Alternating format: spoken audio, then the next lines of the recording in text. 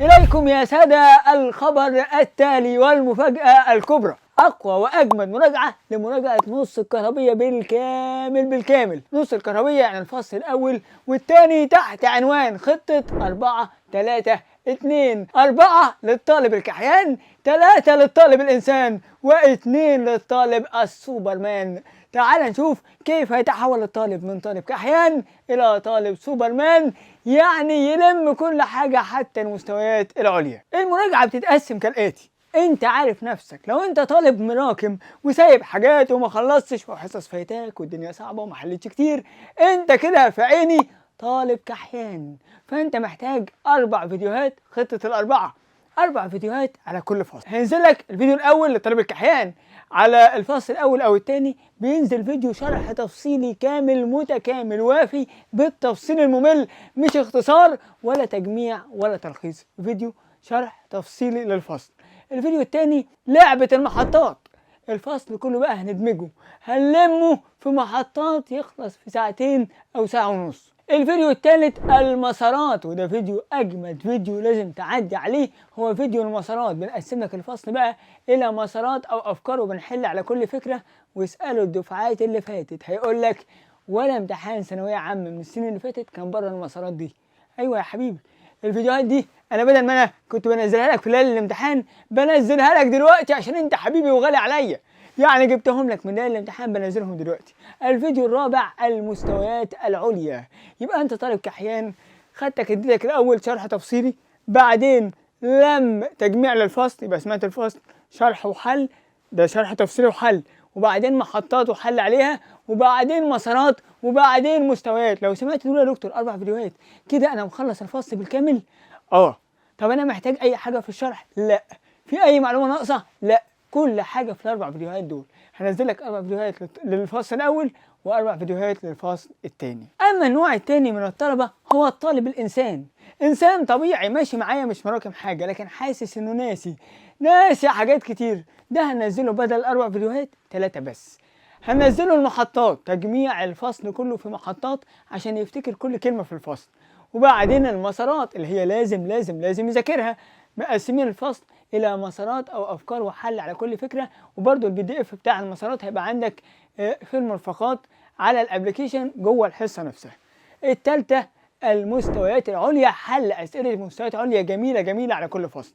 ده الطالب الانسان، انسان بني ادم ذاكر بس ناسي، حاسس انه ناسي، ما هو انسان، يبقى عاوز المحطات والمسارات والمستويات. اما الطالب الثالث هو الطالب السوبرمان، ده طالب مذاكر وحلل معانا كل الكتب، حل معانا كتاب الدكتور وكتاب الامتحان وكتاب نيوتن، ده طالب سوبرمان. هقول له انت ليك بس فيديوهين تسمع المسارات والمستويات، مش محتاج لا شرح تفصيلي ولا محطات.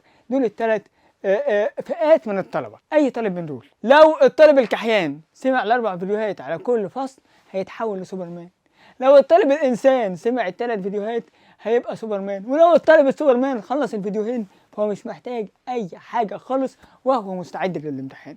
الخطه دي خطه 4-3-2 كنا عاملينها ليالي الامتحان بتاع السنه اللي فاتت، بس انا قلت بدل ما اخزنها ليالي الامتحان وتتقال في ليالي الامتحان، طب ما اجيبها من ليالي الامتحان اديها لك دلوقتي عشان تبقى خلصت نص الكهربيه. طبعا بنعمل كل ده ليه؟ عشان عندنا امتحان شامل على نص الكهربية يوم الجمعة 13/12، الامتحان المهم جدا اللي هتابع غيابه واتابع الشغل بتاعه بنفسي. ادخل الامتحان، اي درجة مش مهم، ادخل الامتحان، خلص البرنامج بتاع 4-3-2 ده. طبعا مش هتسمع كل ال 4-3-2 حسب مستواك. انت كحيان اسمع ال4 كحيان، انت انسان اسمع ال3، انت السوبرمان اسمع 2. خلاص خلصت البرنامج ده، ادخل امتحن وانت مستريح على الاخر يوم 13/12 باذن الله. مش مهم تجيب كام، المهم تبقى خلصت الشغل بتاعك الفصلين وبتحل عليهم. مراكم اي حاجه هعتمد على البرنامج ده تعتمد عليه. هينزل لك خطه 4-3-2 دي فين؟ هتنزل ضمن الشهر الرابع. طب لو حد مش معانا وعايز يشترك فيها يشترك الشهر الرابع. طب لو اشترك فيها ودخل الخطه دي 4-3-2 على كل فصل، هل كده يبقى لما الفصل كله ولا كلمه ناقصه ولا مساله ناقصه؟ ده قدام ربنا، انا بعمل ربنا فيها دي، لا كلمه ناقصه ولا فكره ناقصه، لان ده الشغل اللي انا نزلته في ليله الامتحان، ده الشغل اللي الطلبه دخلوا بيه الامتحان ونشكر ربنا كلهم طلعوا بيقولوا ولا كلمه في الامتحان بره الشغل ده وبره المسارات. يبقى الشغل بتاع ليله الامتحان بدل ما اخليه ليله الامتحان جبت لك الفيديوهات دي ظبطتها وعملت لها مقدمات واشتغلنا عليها شغل حلو جدا انا والتيم لغايه ما يطلع لك خطه رائعه. شدوا حيلكم، قدمنا لك اهو. مراكم، ادينا لك الحل. طب مذاكر بس حاسس ان ناسي، يبقى انت انسان، قدمنا لك الحل. طب انا فاكر كل حاجه بس عاوز مستويات عليا ومسارات، قدمنا لك الحل. كل انواع الطلبه تقدر تستفيد وتخلص الفيزياء كلها في خطه 4 3 2 اللي هتنزل لك ابتداء من يوم الجمعه الموافق 6/12 لغايه معاك فرصه لغايه الجمعه اللي بعدها اللي هي يوم الامتحان. يعني معاك اسبوع كامل تلم فيه الخطه بتاعت 4 3 2 وهتفضل موجوده عندك، مش هتتمسح طول ما انت مشترك في الشهر الرابع. هتفضل الخطه دي موجوده عندك، يعني هيفضل تجميع الفصل الثاني كله والاول كله موجود عندك ضمن الشهر الرابع. لانك لو عايز تراجع الفصل الاول او الثاني في اي وقت تقدر تراجعه من خلال خطه الاربعه او خطه الثلاثه او خطه الاثنين حسب مستواك وحسب انت ناسي ولا فاكر. وبكده يا ساده بقت الفيزياء لا هي بعبع ولا حاجه صعبه، حسب مستواك هتختار اللي انت عاوز تشتغله، وباذن الله باذن الله باذن الله تخلص الخطه دي بيها تبقى مخلص نص الكهربيه بالكامل، شرح وحل وافكار وتجميع الاسئله بتاعت كل الكتب. نشوفكم على الف خير.